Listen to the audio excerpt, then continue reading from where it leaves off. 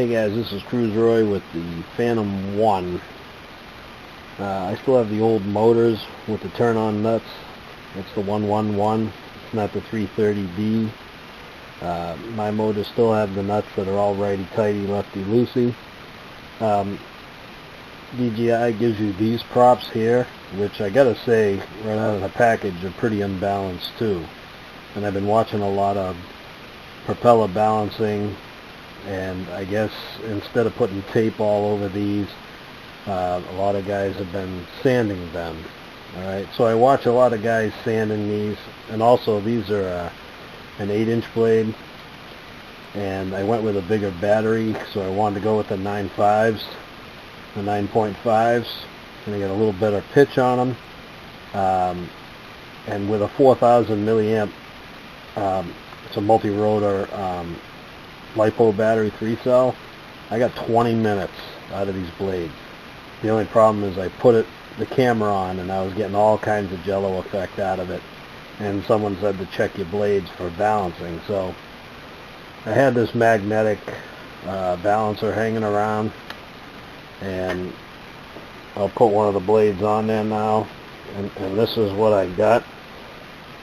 I mean, you can get them as close as you want. What happens is you end up sanding both sides, but that's pretty damn good, you know. And some of them I sanded one side and the other side just lightly. And what I also did was, while I had them, you can feel this edge on the blade, kind of a really bad edge, so you figure it screws up the airfoil when the thing's moving. So I just took a piece of plumbing emery cloth and just kind of went over the edges and take that bad crappy edge off. Some of these on the hub, they had a little bit of molding plastic crap left over from the mold, so I took that off with the emery. But if you use the emery, you're there all day trying to sand these, so I ended up getting some 60 and 80 paper. So you have to grind it, and you could tell what it is in the thicker area of the blade. This is pretty thin here. You don't really have to take off too much there. It's designed to flex there. You know, as these rotors spin, they're flexing up. But in this area here, it's very, very, very thick. And if you take a digital caliper or whatever and start measuring around here, there's always one side that's very thick. And that was with all of these. You know, as you can notice, this one here, this was the last one I did, and I got a little better at it. I never had to touch this side except for cleaning the edges, like I said with the emery cloth, but it's always this one side that was very heavy right out of the mold. So each propeller had one side that was very, very heavy. So I got them all sanded down now, and they're very well balanced, like this one here. I had a question though. If I pull out the digital scale,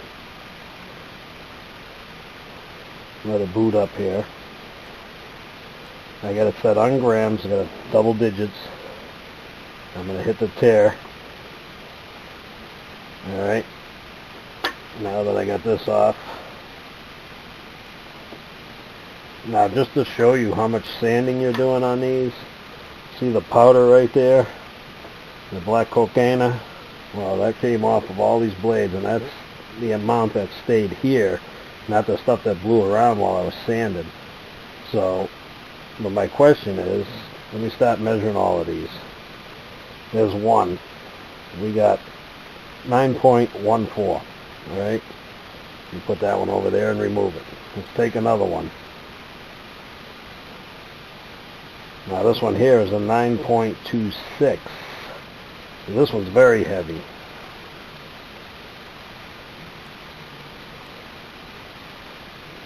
Now that one's a 9.19, so that's a little closer to the 1.4. So you got 1.4, 1.9. And then you got a 1.6. So I have three of them that are pretty close. And then I have this one blade that's a 9.26, 9.25. Now the question is, even though they're all balanced, should this one be sanded more to get the weight down. Take a little bit off of both sides until it equals, in the ballpark of 9.16 to 19. Right now it's 9.25. I mean, it's still 9 grams. If I put it on my other scale, it'll all show 9 grams. But something I wanted to show you. It's not as easy as most guys are showing on these videos. A little light sand and you're good to go. Take some real heavy elbow grease, I just want to dump that on the scale. That's not all of it, but I got 0.31 grams that I actually taken off of those blades to make them balance. So that tells you, right out of the package, and these are good blades. They're not a cheap blade. Got some good flex to them. They're not going to shatter like a carbon fiber. And they gave me really good flight time, except getting a lot of jello effect. And come to find out, that's why. And like I said, they were pretty much all one-sided. So whatever mold they have, whatever mold they're using on those propellers, and I got to start on these next because these are just as bad. I'll show you, just for the hell of it. You got to remember there's only one side on the Phantoms 1.1s that you can actually put the cone through. But I'm going to show you I'm going to show you this blade right here. Set it up in the middle and then boink. I mean, that's pretty good to just let go and it just goes boink. So even these right out of the mold, you got to check the hub area here because it could have a big glob.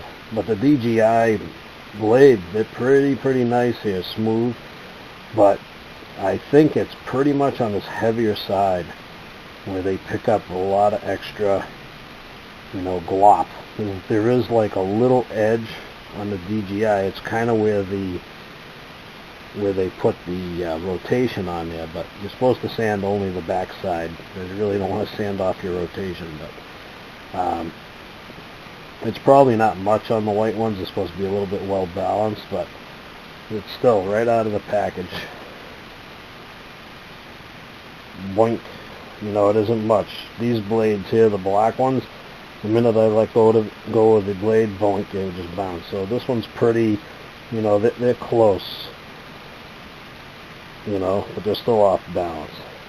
But anyways, my question was, again, for the Phantom 1, are all the blades supposed to be the same weight, per se, together?